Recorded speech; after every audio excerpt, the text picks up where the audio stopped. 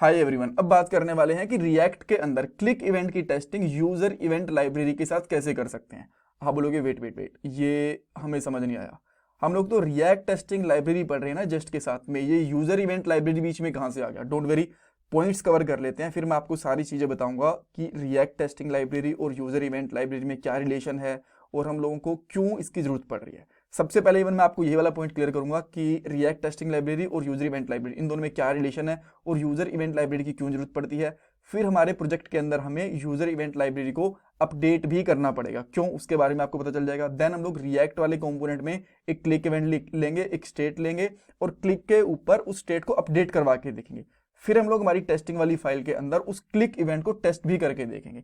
Even आपके पास ये भी क्वेश्चन हो सकता है कि यार हम लोग पहले भी एक पार्ट बना चुके हैं जिसके अंदर हम लोगों ने क्लिक इवेंट की टेस्टिंग करी थी, तो उसमें और इसमें क्या फर्क है वो भी मैं आपको बताऊंगा। एंड ये हमारी रिएक्ट टेस्टिंग लाइब्रेरी के लिए एक प्लेलिस्ट है जिसके अंदर हम लोगों ने जेस्ट का यूज भी करा है। यहाँ पे 37 वीडियोस आ चुकी हैं और भी बहुत सारी वीडियोस आएंगी। मेरे हिसाब से 50 से 60 के बीच में वीडियो यहाँ पे आने चाहिए और एक छोटा सा प्रोजेक्ट बना के उसकी टेस्टिंग भी करेंगे।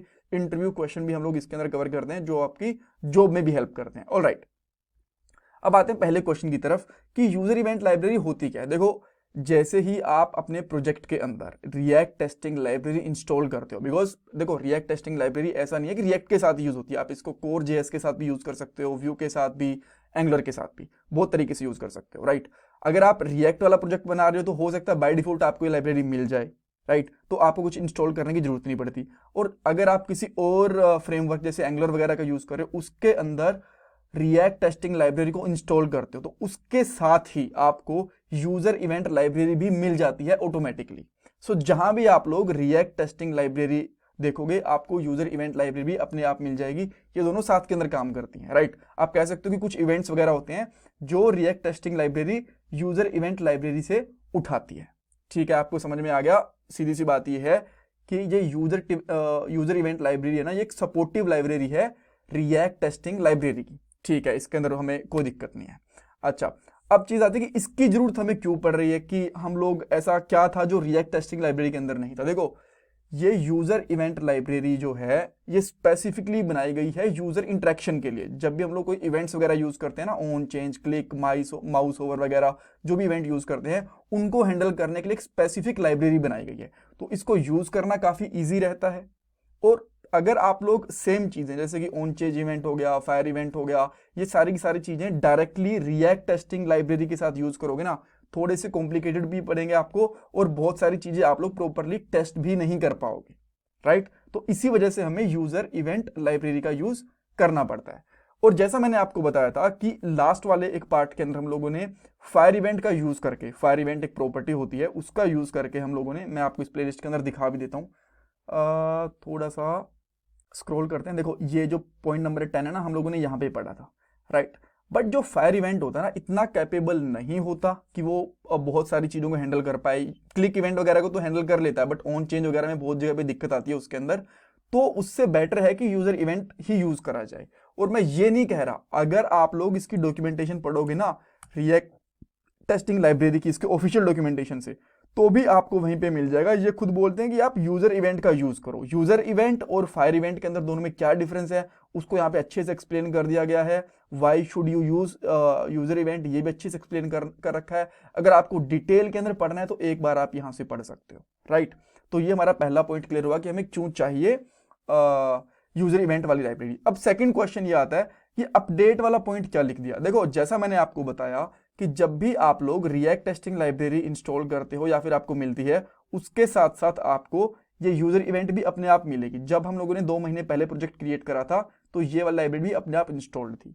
बट अब क्या कहता है जो ये रिएक्ट टेस्टिंग लाइब्रेरी है कि हम आपको रिकमेंड करते हैं कि आपको ना यूजर इवेंट का 14th वर्जन यूज करना चाहिए।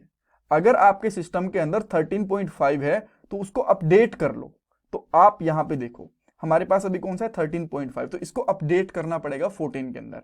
आज की बात कर रहा हूं मैं, जब मैं ये वीडियो रिकॉर्ड कर रहा हूं 1 दिसंबर 2023 को। अब मान लो 1 साल बाद ये वीडियो देख रहे हो सकता है उस टाइम पे ये खुद से ही यहाँ पे 14 वर्जन देने लग गए हो, तो आपको अपडेट करने की जरूरत नहीं है। राइट, तो अब हम लोग क्या करते हैं, इसको अपडेट कर लेते हैं। मैं यहाँ पे टर्मिनल ओपन करता हूँ, आपको सिंपली लिखना है, ये मैंने कमांड रन करके रखी है, npm install इसकी टेस्टिंग लाइब्रेरी का नाम एंड लास्ट में @latest।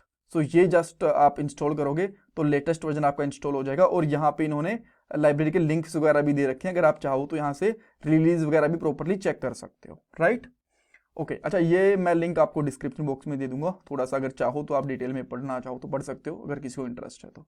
ऑलराइट, ये हमारे पास अभी प्रॉपरली इंस्टॉल हो गई। अब मैं इसको यहाँ पे बंद करता हूँ और वापस से अगर मैं जाता हूँ पैकेज.json के अंदर, तो देखो हमारे पास 14.5 ये लेटेस्ट वर्जन आ गया है और ये 13.5 वाला हट गया।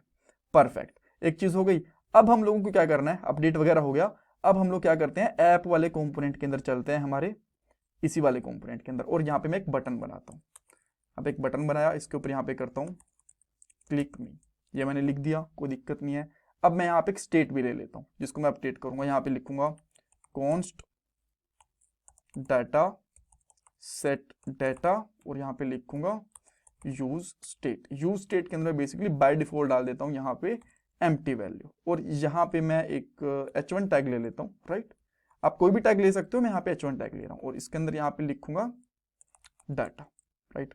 और जैसे बटन के ऊपर क्लिक करेंगे, ऑन क्लिक इवेंट परफॉर्म करेंगे, तो इसके अंदर हम लोग क्या करेंगे, जो सेट डाटा है इसमें डाल देता हूँ मैं अभी के लिए हेलो, स्मॉल वाला हेलो, ठीक है। हम लोग इस इवेंट को टेस्ट कर रहे हैं तो उसके लिए हमें एक बार के लिए यूआई भी चेक करनी पड़ेगी। जैसे मैं इस पर क्लिक करता हूँ, देखो यहाँ पे हेलो लिखा हुआ आ गया, राइट। इसी तरीके से मैं इसको टेस्ट करने के लिए app.test.js वाली फाइल के अंदर जाऊंगा और यहाँ पे टेस्ट केस मेरा जो है वो लिखना शुरू करूंगा। तो सबसे पहले मैं यहाँ पे क्या करता हूँ, टेस्ट लिखता हूँ। टेस्ट के अंदर मैं यहाँ पे जो मैं टेस्ट करना चाहता हूँ, click event with user event library, right. Second function लेंगे call back, right. And then इसके अंदर सबसे पहले हम लोग क्या करते हैं, यूजर इवेंट निकालते हैं। मैं यहाँ क्या करता हूँ, यूजर इवेंट, ये देखो हमारा जो ऊपर वाला है ये अपने आप लाइब्रेरी से इंपोर्ट हो गया। अगर ये बाय डिफॉल्ट नहीं होता तो आप ये लाइन टाइप भी कर सकते हो, राइट। और यहाँ पे इसको सबसे पहले सेटअप करता हूँ, इसको हमें सेटअप करना पड़ता है, राइट। इसको हमने सेटअप कर दिया। देन हम लोग क्या करते हैं, रेंडर का यूज करते हैं। रेंडर आपको पता है कि रिएक्ट टेस्टिंग लाइब्रेरी से निकालते हैं और ये क्या करता है, हमारे कंपोनेंट को रेंडर करता है। मैंने कंपोनेंट भी ऊपर से इंपोर्ट करा, इसको हमने रेंडर भी करा, ग्रेट। अब थोड़ा सा स्पेस है ना, इसको कम कर देते हैं। और देन हम लोग यहाँ पे क्या करते हैं, सबसे पहले मैं कॉन्स्टेंट लेता हूँ, जैसे इसका मैं यहाँ पे नाम लेता हूँ BTN, यानी कि मैं बटन इंपोर्ट कर रहा हूँ।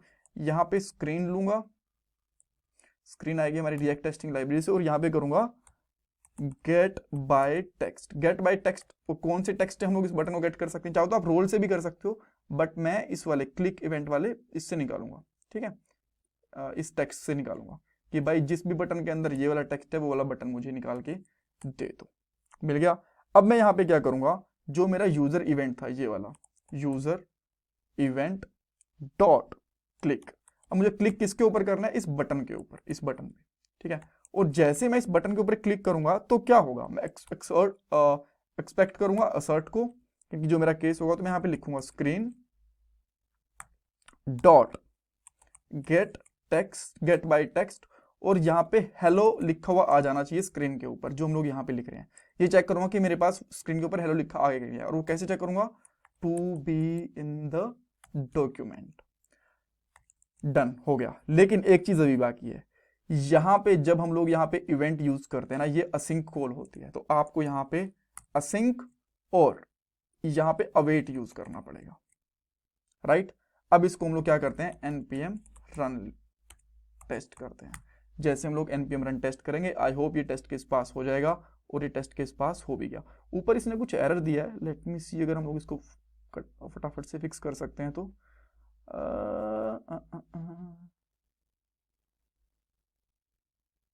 आई थिंक ये पुराना एरर है, लेटेस्ट नहीं है, सो लेट इट बी। और आप यहाँ पे देख सकते हो कि हमारे पास जो टेस्ट है ये प्रॉपरली पास हो गया, ऑलराइट।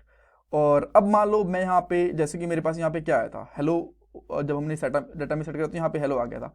अब मैं यहाँ पे कर देता हूँ हाई, तो जैसे हाई करूंगा तो टेस्ट केस हमारा फेल हो जाएगा। ये बोलेगा कि भाई आपको तो वहाँ पे हेलो मिलना चाहिए था, बट हाई मिल गया। तो अब अगर मैं यहाँ पे भी हाई कर दूंगा तो ये मेरा टेस्ट केस फिर से पास हो जाएगा। और अगर आप यहाँ पे चेक करोगे तो जैसे मैं इस पर क्लिक करता हूँ तो यहाँ पे मुझे हाई भी मिलता है। That's all for this part. इसमें कुछ कंफ्यूजन है, कुछ डाउट है, मुझे कमेंट सेक्शन में पूछ सकते हो।